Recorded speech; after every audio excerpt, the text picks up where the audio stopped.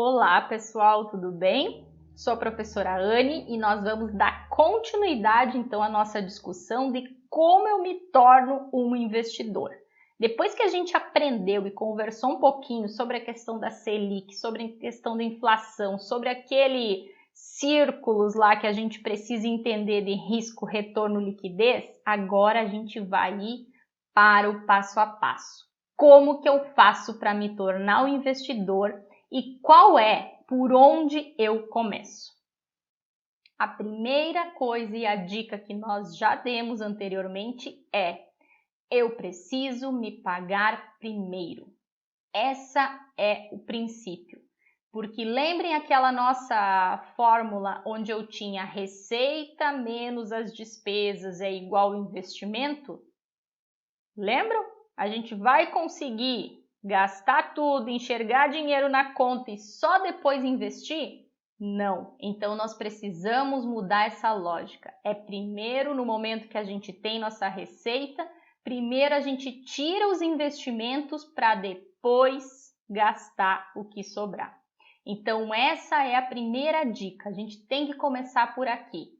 Tirar, recebeu, coloca lá como se fosse um boleto do nosso aluguel, vamos colocar o boleto para ir viajar, o boleto para a gente, para nossa aposentadoria, o boleto para eu comprar o carro, ou seja, a gente tem que mudar essa lógica e começar a primeiro a investir para depois gastar, seja lá com a parte básica, seja com a parte que é o nosso dia a dia, que é importante também para a gente ter sim esses presentinhos, esses gostos no presente que vão fazer com que a gente tenha mais ânimo para usufruir. Além disso, o que eu preciso definir quando eu estou pensando em me tornar uma investidora? Paguei-me primeiro, ok. Agora, como que eu vou definir para onde vai o dinheiro?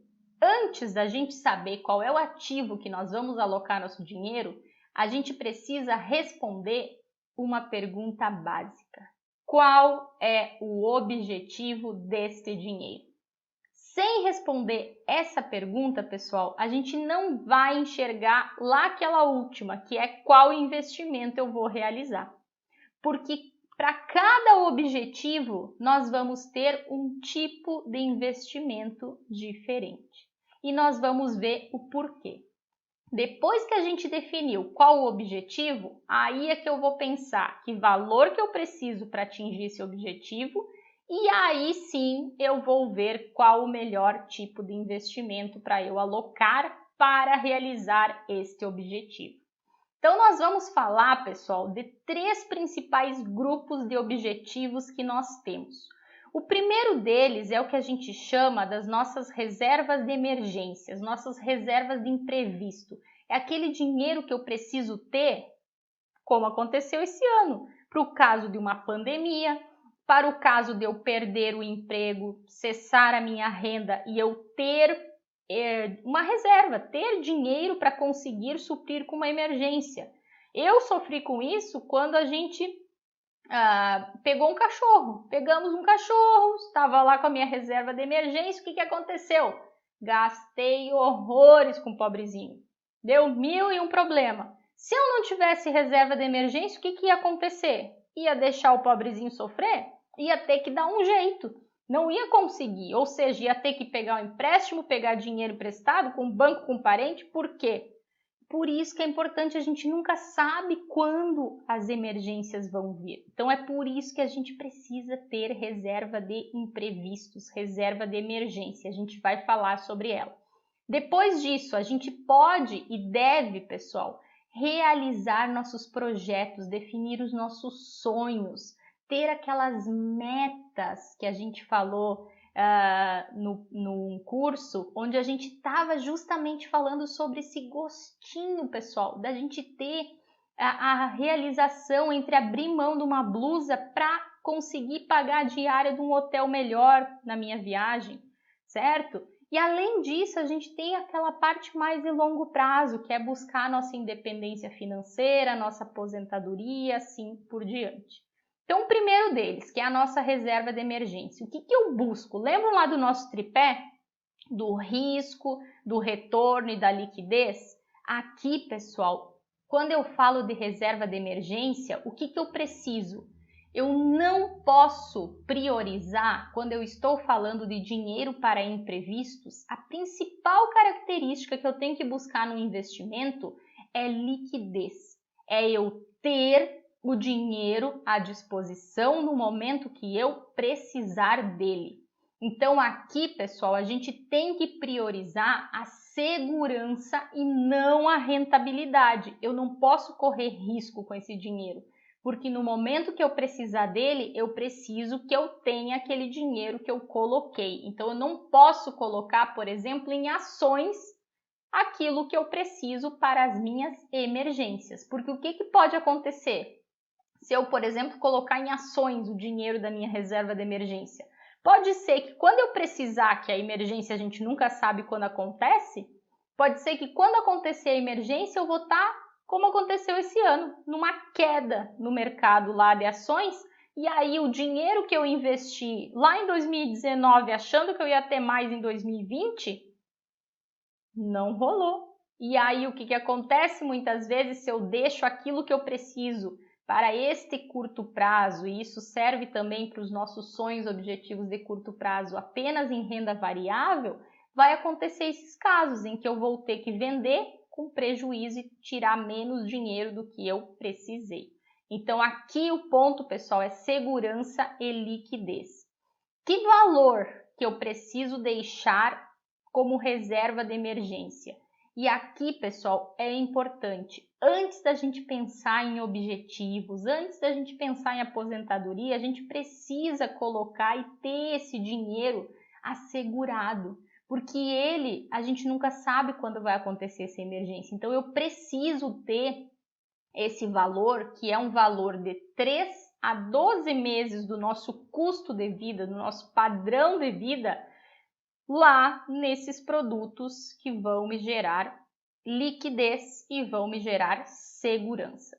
E como é que eu vou fazer esse cálculo? Vai depender muito de como é a tua renda. Por exemplo, servidor público que tem uma questão de uma renda que é uma renda estável, por exemplo, não tenho tanto a questão de que eu tenho dependentes ou então eu tenho pessoas da minha família que eu preciso ajudar, caso não seja uma emergência minha, seja de algum familiar.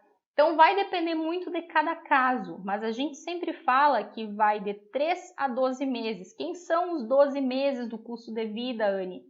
Por exemplo, vamos pegar aí os empreendedores, galera que está iniciando muitas vezes as empresas, ou então está trocando de carreira, está fazendo uma mudança de carreira. Eu preciso ter essa renda de segurança caso o plano que eu tenha não dê certo. Então eu preciso ter essa reserva até que as coisas se alinhem novamente, eu tenho um recurso e não vou precisar depender de terceiros ou de empréstimos para isso, certo? Então de 3 a 12 meses é o nosso custo mensal. E que investimento? E aí a gente chega, e aí qual é o melhor investimento? Nesse caso, pessoal, reserva de emergência, esquece retorno. Aqui a gente precisa renda fixa com liquidez diária. E isso nós temos nas aulas que vão tratar justamente sobre renda fixa, quais são esses produtos. A gente vai falar de uma forma bem detalhada sobre eles. Depois disso, nós vamos lá para o outro bloco da nossa realização dos nossos sonhos, dos nossos projetos. É comprar nosso carro, é casar, é fazer uma viagem, comprar nossa casa. Tudo aquilo que envolve os nossos projetos de vida, os nossos sonhos. E como é que eu faço para encontrar qual o melhor investimento para cada um deles? Aqui a gente vai ter a relação entre tempo que eu preciso para realizar esse sonho e o valor que eu preciso para realizar ele. Vamos dar um exemplo. Eu quero fazer uma viagem, eu quero conhecer Maldivas. Poxa, estou querendo também esse sonho. O que acontece? Quando que eu quero isso? Eu preciso definir esse tempo. Eu preciso definir que em 2023 eu quero conhecer as Maldivas. Então, eu tenho que colocar o tempo que eu tenho até 2023 e que valor eu preciso para ir conhecer. Então, a gente tem que ir lá e fazer o levantamento.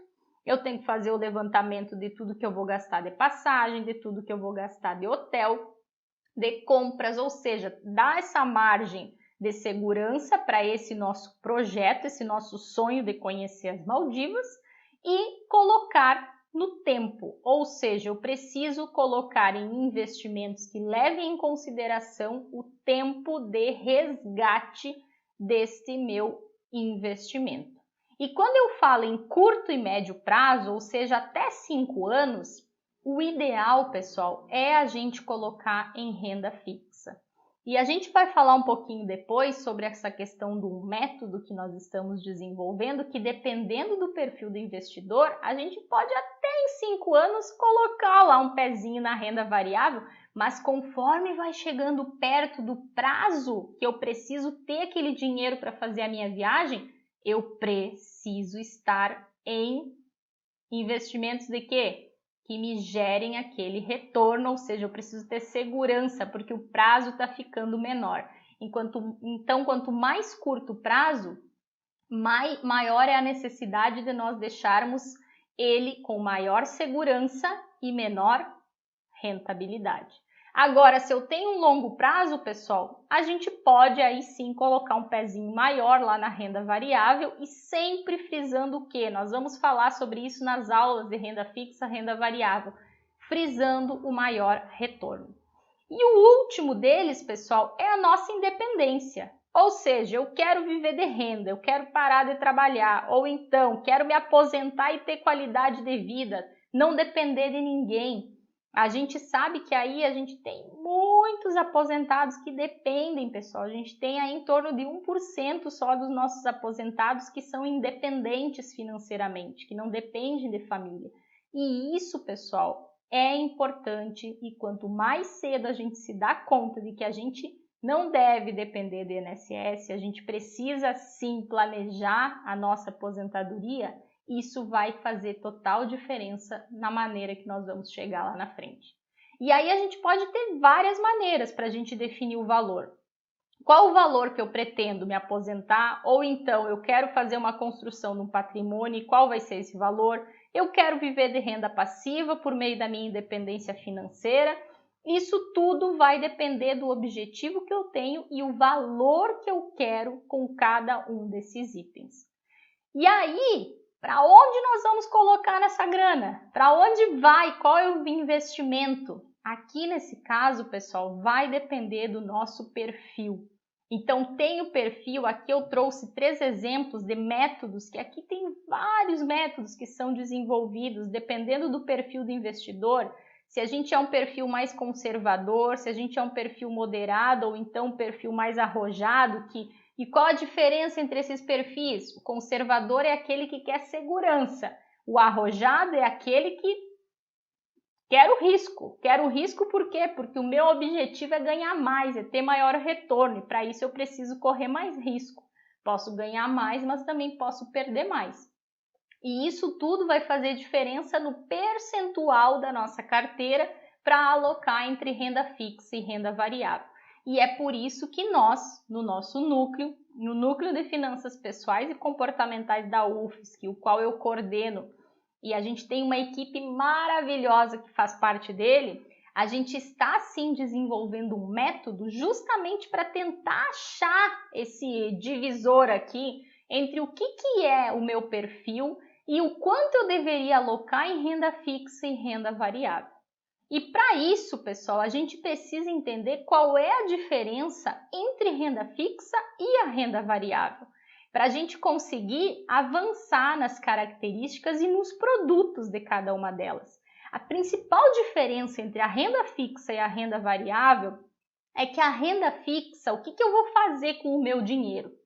Sempre que eu vou lá pegar um dinheiro emprestado com o banco, o que ele me cobra? Ele me cobra uns juros. E normalmente um juros bem alto, né, pessoal? Só que da onde que vem esses juros, ou seja, esse dinheiro que ele me empresta? É de pessoas que estão emprestando para o banco também as suas economias. Ou seja, a renda fixa é quando eu empresto dinheiro para uma instituição e eu recebo juros. é totalmente ao contrário do que a gente tem quando a gente pega um empréstimo. Então, eu empresto meu dinheiro e eu recebo juros. E sempre na renda fixa eu vou conhecer como que o meu dinheiro irá render no momento que eu contrato. Anne, então quer dizer que eu vou saber a rentabilidade certa desse rendimento? Não necessariamente. A gente vai ver nos produtos de renda fixa que a gente pode sim ter produtos pré-fixados, ou seja, já com uma taxa pronta e não vai mudar, ou a gente pode ter o que a gente chama dos pós-fixados. Mas normalmente o que eles têm? A gente já tem a definição atrelado ao que vai render. Ele pode até oscilar de valores. Mas, por exemplo, a gente pode receber conforme oscilar o meu IPCA. E isso eu vou saber no momento que eu contratar. Então, a principal característica é segurança quando eu falo em renda fixa. Já a renda variável, pessoal, o que é? É eu investir em ativos, negócios e me tornar sócio deles. Por exemplo, eu posso comprar parte de uma ação que vai fazer parte de um negócio, eu vou me tornar acionista de uma empresa, ou eu posso então comprar um fundo imobiliário que tem vários shoppings aqui no Brasil, então eu posso me tornar sim um cotista lá daquele fundo imobiliário.